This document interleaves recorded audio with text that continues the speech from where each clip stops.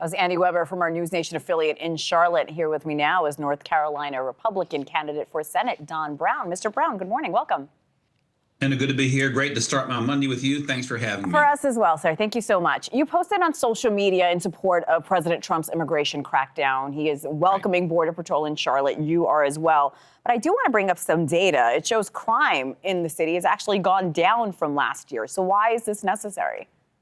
Well, why don't we ask this poor Ukrainian girl, Irina, who was brutally murdered on the Charlotte light rail. But Irina wasn't killed by an illegal immigrant. She was killed by an American, unfortunately. Well, there's a combination of problems here. What you don't know is that after Irina was murdered, I was the only Senate candidate to call for the National Guard to be deployed. And 2 weeks after that, the Charlotte Mecklenburg Police Department joined me in calling on the president to deploy the National Guard to stabilize the murder situation in Charlotte.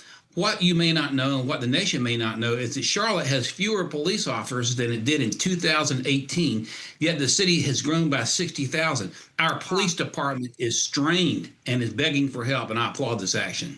Democratic Congresswoman Alma Adams, she's criticizing Border Patrol for coming into Charlotte. Here's what she said on MS Now's The Weekend. Well, they said they were coming. They just didn't tell us what they were going to do, where they were going to be, and that kind of thing. So we really did not have, and that's why citizens are up in arms. That's why a lot of our elected leaders are very concerned as well, because we don't know what they're doing.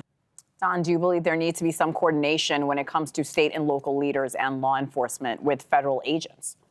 Well, there should have been coordination long ago. The problem is the state, the local Democrat government, which is taking control of Charlotte, has cut back on the number of police officers. They want psychiatrists and shrieks on the street, like the Charlotte Mayor Val called for after Irina was murdered. What you may not know, and I wouldn't expect you to know this, but there have been at least 40 more murders in the city of Charlotte since Irina was murdered. There should be coordination. There was a time when this city was run by Republicans, mayors like Sue Myrick and Richard Vinroot and Pat McCrory, when we had a great working relationship with the police department.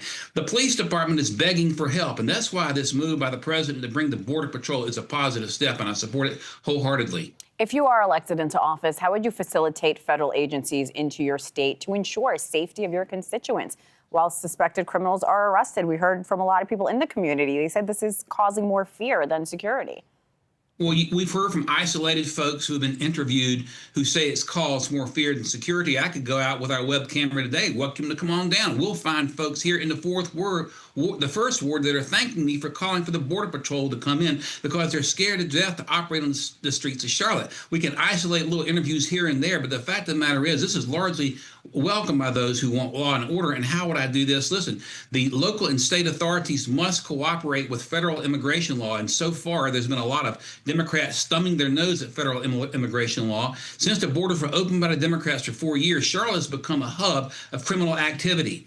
There's been illegal drug and sex trafficking activity directly related to the massive border opening, and we're trying to get it cleaned up. So yes, there needs to be coordination, but the Democrats have to understand that law and order has got to come first. We got to have order and safety in our cities, and especially Charlotte. Sir, I'm running out of time, but I just want to bring up again, the data shows that crime has gone down in Charlotte compared to last year.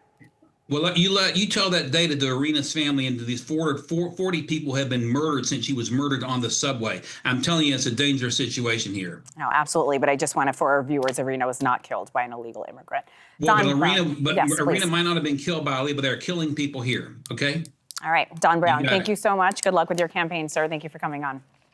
Thank you.